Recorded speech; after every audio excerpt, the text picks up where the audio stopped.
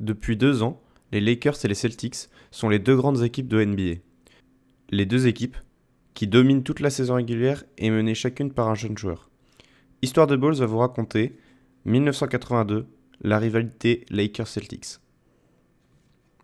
Le premier choix de la draft 1981 sera Mark Aguirre par Dallas, suivi de Isaiah Thomas par Détroit, Buck Williams par les Nets, Hal Hood par Atlanta et Danny Vrain par Seattle.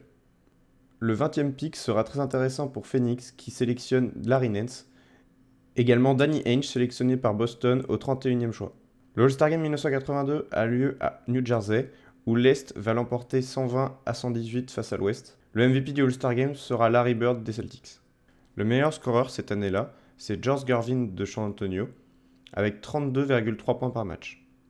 C'est son 4e titre de meilleur marqueur de la NBA qui devient à l'époque le 2e joueur le plus titré dans cette catégorie, derrière Wilt Chamberlain. Le meilleur passeur sera Johnny Moore avec 9,6 passes par match. Le meilleur rebondeur, c'est Moses Malone de Houston avec 14,7 rebonds. Le meilleur intercepteur, Magic Johnson des Lakers avec 2,7 interceptions par match.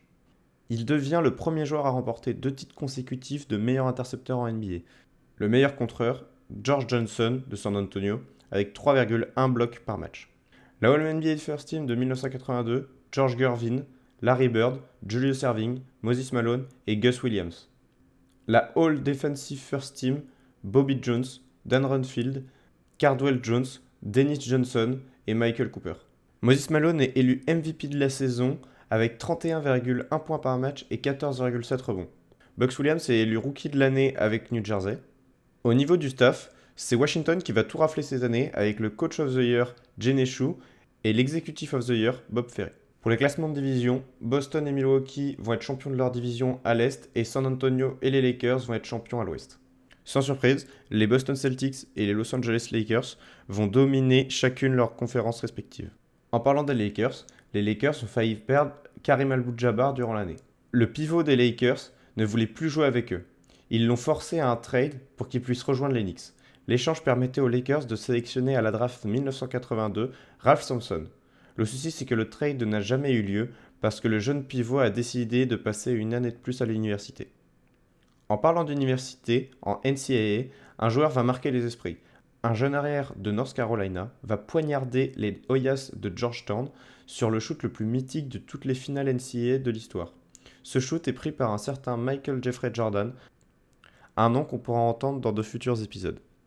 Pour les playoffs à l'Est, la surprise aura lieu en finale de conférence. Les Philadelphia 76ers vont aller chercher au Game 7 face aux Celtics une place en finale NBA. Sans surprise, les Lakers vont atomiser l'Ouest en sweepant Phoenix en demi-finale de conf, puis San Antonio en finale.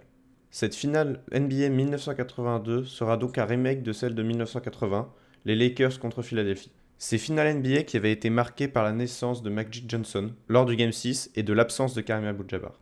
Les Lakers ont finalement gagné contre Philadelphie. Magic Johnson va remporter son 2e titre de MVP des finales à seulement 23 ans.